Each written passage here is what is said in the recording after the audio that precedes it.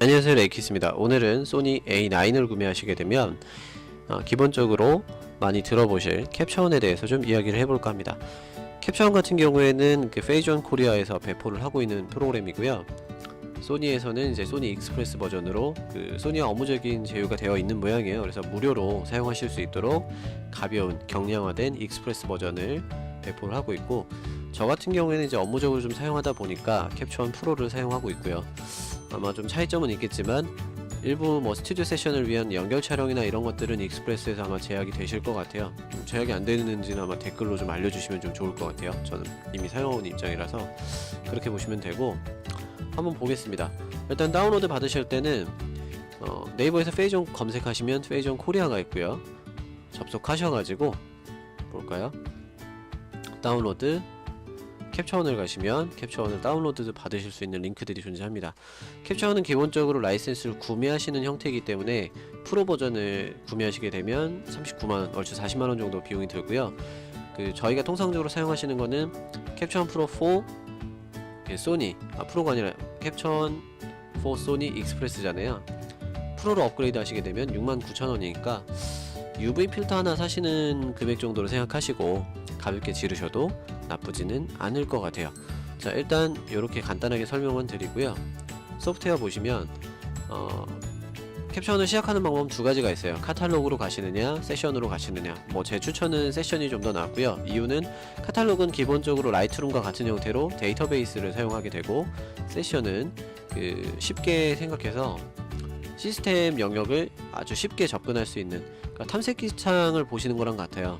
제가 원하는 폴더로 바로 들어가서 사진들을 바로 보고 바로 편집할 수 있도록, 이게 전 좀 깔끔하고 편한 것 같더라고요. 유저마다 좀 차이점은 있을 겁니다. 아마 단기적인 프로젝트를 하신다면 카탈로그 부분이 좀 더 유용하실 수도 있고, 여러가지가 좀 있으실 것 같아요.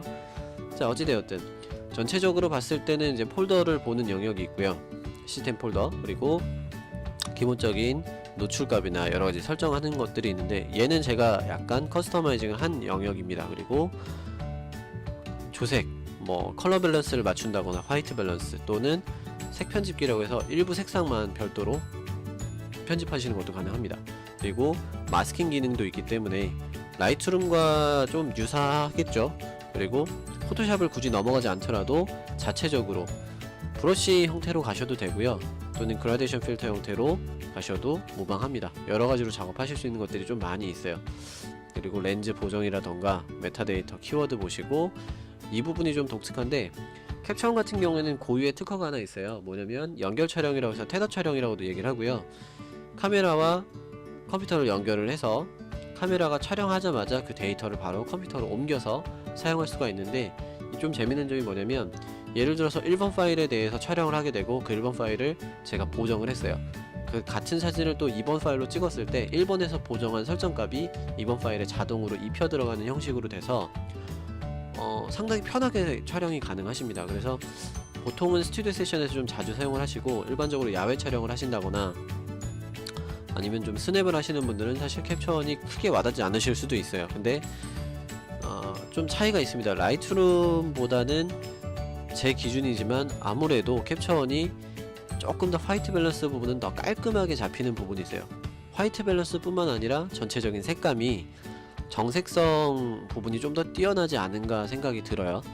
이 부분은 직접 만져보시면서 평가를 좀 부탁을 드릴게요. 자, 기본적으로 보시게 되면 이쪽으로 넘어가셨을 때, 자, 기본적으로 레벨 부분이 있고, 화이트 밸런스, 그리고 노출, 하이 다이나믹 레인지, 하이라이트 또는 섀도우에 대해서 다이나믹 레인지를 설정하실 수가 있고요. 그리고 선명도, 제가 쓰는 것들은 보통 이제 흑백까지선 요 정도만 보고 있는데, 캡처원이 좀 재밌는 부분이 이런 메뉴들을 본인들이 원하는 대로 플로팅해서 따로 커스터마이징이 가능해요. 라이트룸은 요 순서가 절대적으로 지켜지잖아요. 근데 캡처원은 그렇지가 않습니다. 내가 원하면 이렇게 순서를 바꿔서도 이용이 가능하세요. 본인들이 생각하는 워크플로우에 따라서 위부터 아래로 쭉 세팅을 하시게 되면 좀 더 편하지 않으실까 싶습니다. 그리고 저 같은 경우에는 지금 보여드리는 화면이 맥북 프로 이제 15인치예요. 그렇다 보니까 조금 화면이 작아 보일 수도 있는데 27인치 환경 또는 윈도우 환경으로 좀 크게 사용을 하신다면 좀 더 편하게 사용하실 수 있지 않으실까 생각이 드네요. 자, 일단 제가 보여드리는 사진은 일전에 이제 몇 개 올린 사진들도 있고요. 저희 집 고양이 사진도 있습니다. 줌이 돼 있네요.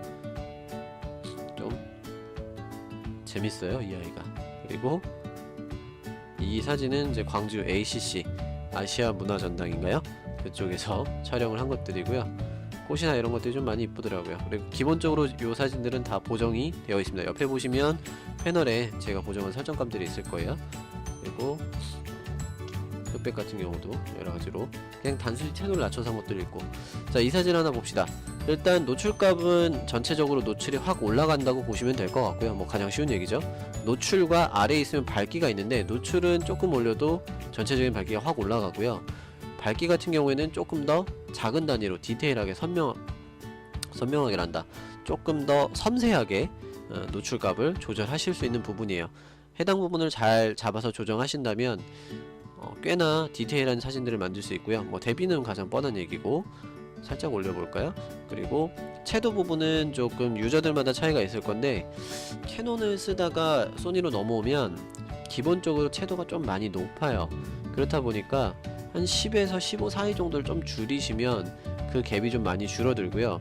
캡처원의 채도는 그 라이트룸과 ACR에서 보여주는 채도랑은 조금 다른 느낌을 가집니다. 그렇다 보니까 살짝 낮춰주시면 잡색 부분을 좀 숨겨주는 느낌을 받아요. 그래서 저희 스튜디오 같은 경우에도 채도를 좀 더 낮춰서 사용하는 편이고, 물론 채도가 떨어진다는 건 약간 액센트가 떨어지죠. 그렇다 보니까 이미지가 살짝 멍해 보일 수도 있기는 하지만, 뭐 포토샵 후속 작업을 통해서든 아니면 대비나 부분 조정을 통해서 잡아가시면 그래도 임팩트 있고 깔끔한 사진을 얻으실 수 있으시니까 나쁘진 않을 것 같아요. 물론 이거는 호불호가 있습니다. 그냥 0으로 두셔도 사실 무방해요. 그리고 하이라이트와 섀도우 부분이 있는데, HDR 개념을 생각하시면 돼요. 하이라이트 부분을 죽여줄 것이냐, 역으로 섀도우 영역을 확 끌어올려 줄 것이냐. 물론 임계값을 나름 좀 지정해서 보자면 각자 한 50 정도가 넘으면 사실 좀 이미지가 깨지는 느낌을 좀 과하게 받으실 거예요.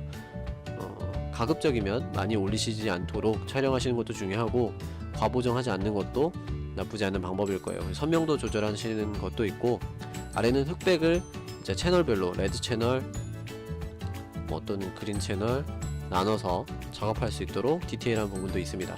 그리고 옆에 넘어가시면 이제 컬러 밸런스라던가, 그죠?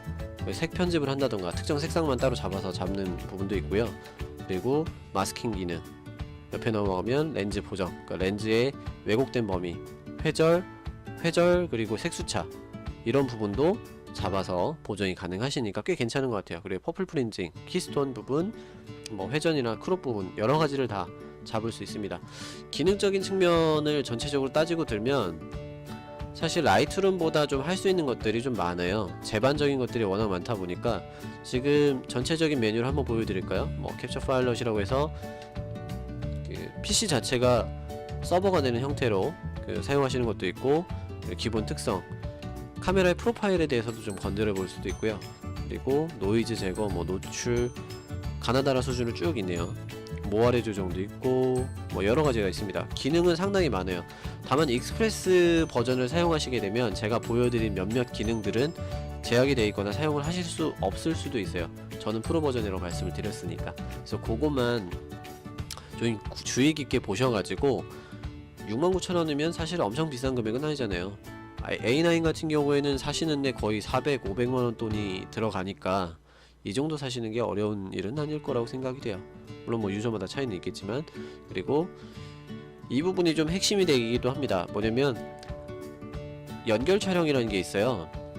소니 같은 경우에는 이제 연결 촬영이 사실 조금 어색하고 익숙하지 않은 단어인데, 캐논이나 니콘 같은 경우에는 주로 이제 상업적인 스튜디오 환경에서 쓰다 보니까 이 테더 촬영, 연결 촬영에 대해서 좀 언급이 자주 되는 편입니다. 연결 촬영을 하시는 경우에는 통상적으로는 아웃 로케이션이 아니라 인사이드, 그러니까 인도어, 스튜디오 쪽에서 사용하시는 경우가 가장 많을 거고요. 기본적으로 USB 형태의 테더 케이블을 사용해서 카메라와 PC를 연결하게 되고요.